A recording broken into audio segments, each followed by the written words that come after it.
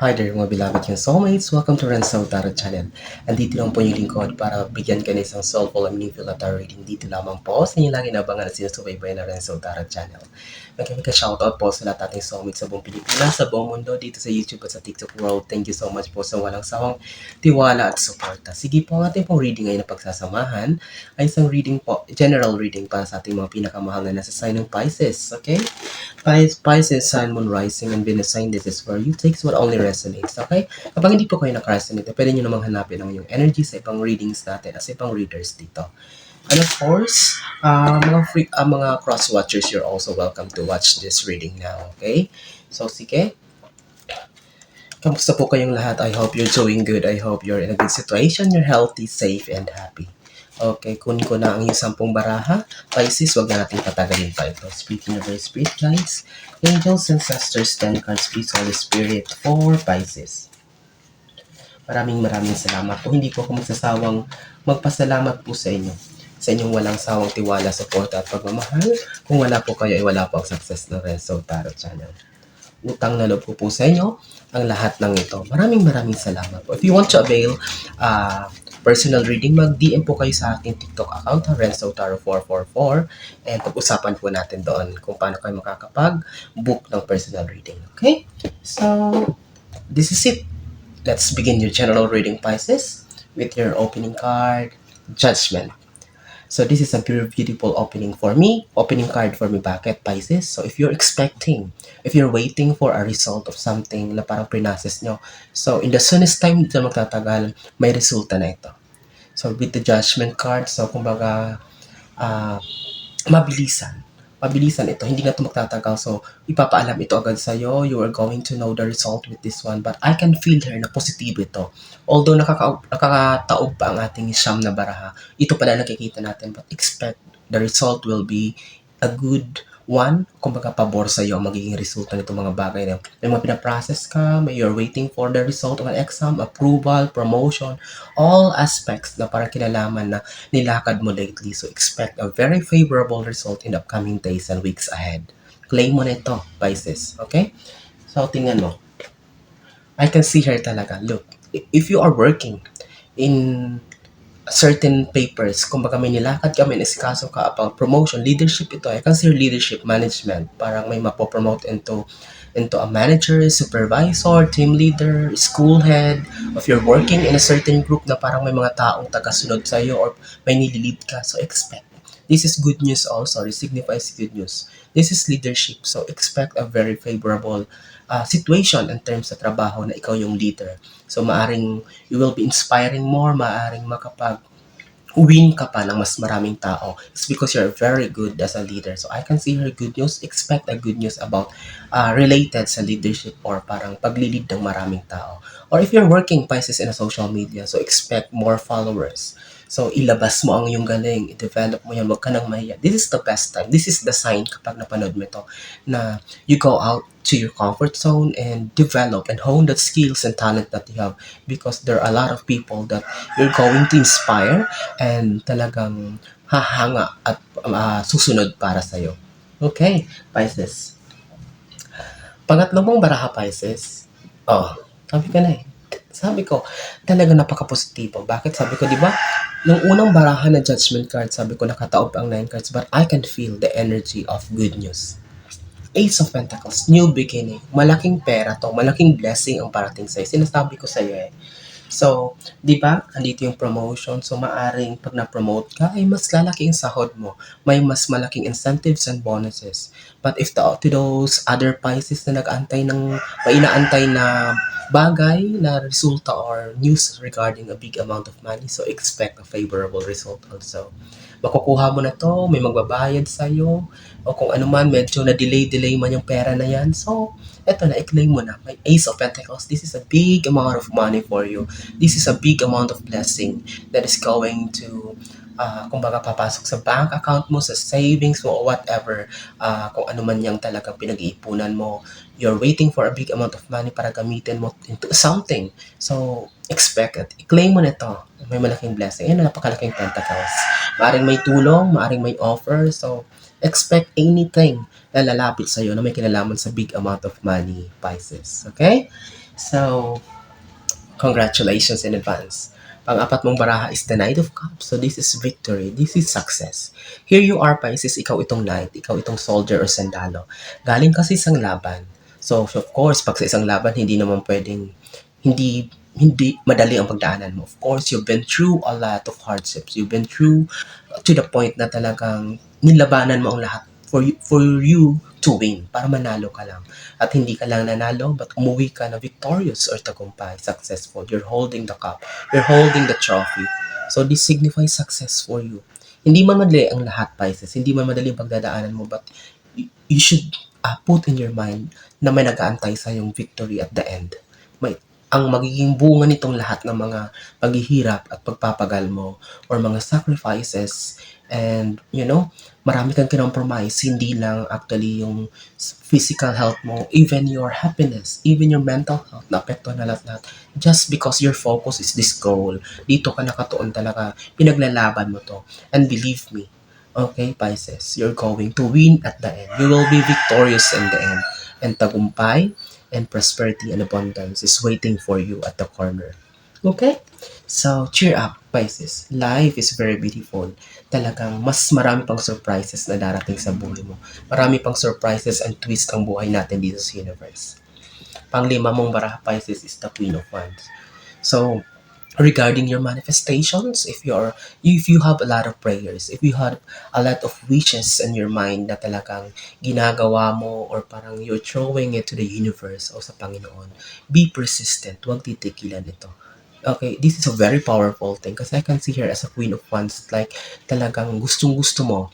Ang daming talagang gustong mangyari, mga pangarap. It's because malawak, matayog ang pangarap mo. You want to have a good life. You want a peaceful and a prosperous life. All of us, ito yung pangarap natin, di ba?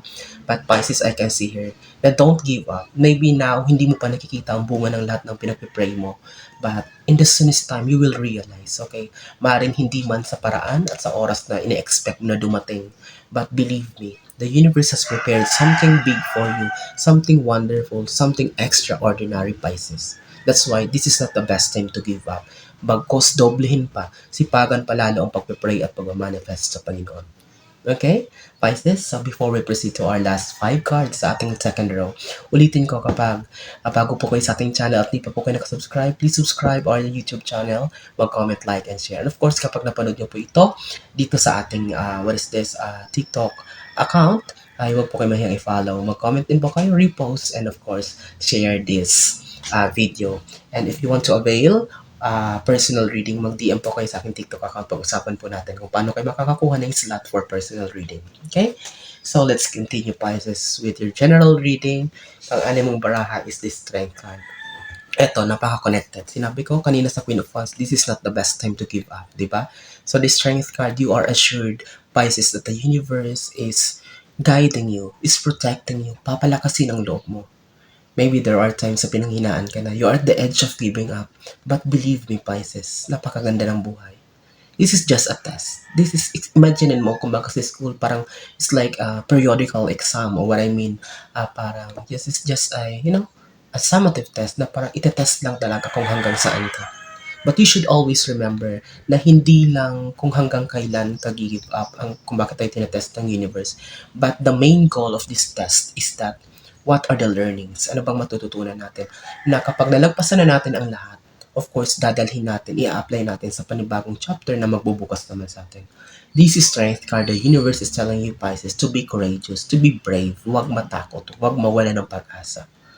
There's always a hope. Okay? So, kung you want to give up on your dream na, kasi nandito sa judgment, siguro pinanghinaan ka na ng loob na darating pa yung result or baka maging positibo ang result. No! Okay, believe me, sabi ko, di ba sa unang baraha, expect a good result kung may naantay ka. Maaring feeling mo, malabo ng lahat, but believe in miracle. Di ba sabi nga sa Bible, if you have faith, even a small seed, kumbaga kahit kaliit, kasing kaliit lang ng buto ng mustasa, but still it can move mountains. Okay? It's our mindset. It's our thinking that can move mountain also. Kasi, believe me, in a situation na parang malabo na talagang lahat, if there's still a small dot of light na sumisilip, there's still a hope, Pisces. Okay? So, cheer up. Ganun talaga ang buhay. Laban.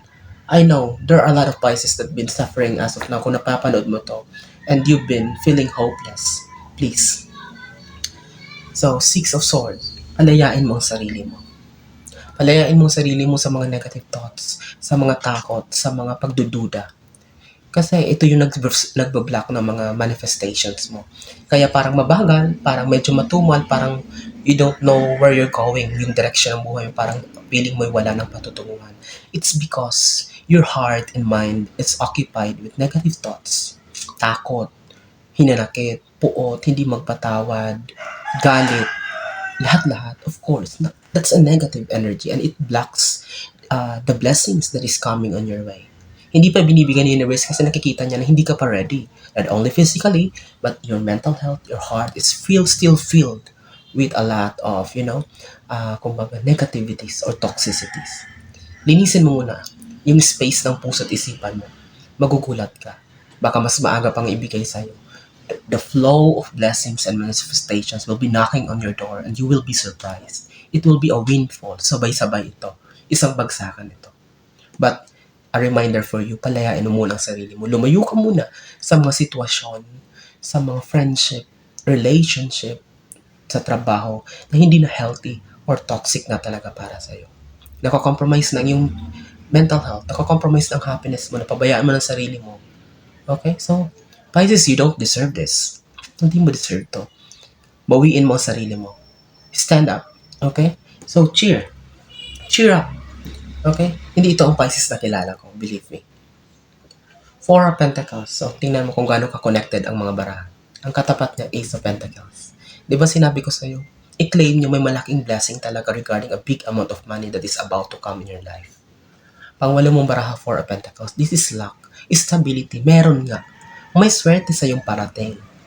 Ulit-ulitin ko pa ba? May swerte sa iyong darating regarding money. As of now, maybe it doesn't make sense for you. Asan ba? Maybe you will be questioning. But if your faith is very strong, magugulat ka baka bukas na dumating na ito. Four of Pentacles, yung nasa ulo mo pera, yung hawak mo pera, yung tinatapakan mo pera. You are assured that at least luck is on your side. Look at the background, Pisces, mga high-rise buildings and skyscrapers. To the point na hindi lang tong malaking pera or mga pera na darating sa'yo ay makakatulong sa'yo financially, but to the point that you're going to save, you're going to acquire property, makakabili ka. Simula sa dati na parang walang-wala, down na down, drain na drain. From rags, you're going to, Pisces, to the rich, rags to riches mode. Believe me, Pisces, balikan nyo ako. I-DM nyo ako, mag-comment kayo. Okay? So I'm not so confident, but if you believe in the power of the universe, and if you believe in the manifestation, hanggat may natitira pang pag-asa sa puso mo, believe me, there's still a miracle. May milagro pa rin na pwedeng mangyari. Pang siya mong baraha, Knight of Wands. So tingnan mo kung gaano ka-connected ang baraha. Knight of Wands, expect good news regarding sa career mo, sa goal mo, sa mga tinatrabaho mo. Sinong katapat niya? Knight of Cups. Parehong knight, parehong sandalo. Ito sinabi ko magtatagumpay ka galing sa isang laban. You will be victorious, successful. Paano ka magiging successful? Paano ka magiging victorious? Through this message, through this communication, through this good news na ipapadala sa'yo, na magbubukas sa'yo. In upcoming weeks, coming days ahead, check your email, check your text messages. There will be good news. Believe me, there is a good news that is waiting for you, Pisces. Regarding sa iyong career, sa iyong kaperahan, sa iyong, trabaho, ayan yung 3 pyramids, yung mga pangarap mo, yan yung pinatrabaho mo, yan yung goal mo. Okay? So don't doubt yourself. Don't doubt the power of the universe, Pisces. There's a very good news that is coming on your way. Tapusin natin tong napaka-hopeful mong general reading, Pisces, with your 10th and last card. Knight of Pentacles. Kita mo? Lumabas yung tatlong knights. Knight of Cups, victory and success regarding with your career. Knight of Wands, good news or communication that is coming on your way, Pisces. Knight of Pentacles, good news, victory, success. Galing ka sa isang laban, hindi ka lang nanalo, but ang premyo ay pera. Diba? Big amount of money, sinasabi ko sa'yo. Napakalinaw ng mga barahan natin. Connect ang lahat. Expect stability. Maybe hindi mo ngayon, may iba dyan ng Pisces na dumating na. But, i-claim nyo to. Mag-comment kayo, I claim it. Ayan o. Stability with money. Money bang problema mo? So, be still. Relax. Kasi talagang parating na siya para sa'yo, Pisces. Congratulations in advance. And I'm wishing you all the best in life, Pisces. I hope and I pray na marami na sa sign ng Pisces sa mga kaparod ito ngayon. Ulitin ko maraming salamat sa inyong walang sawang tiwala, support at pagmamahal. Dito sa YouTube, please subscribe. Sa TikTok, please follow. Mag-DM po kayo sa aking TikTok account, Renzo Taro 444, if you want to avail our personal reading. Maraming salamat sa inyong walang sawang tiwala, support at pagmamahal sa inyong lingkod. Hanggang sa susunod po natin pagsasama, mag-ingat po kayo lagi and God bless us all.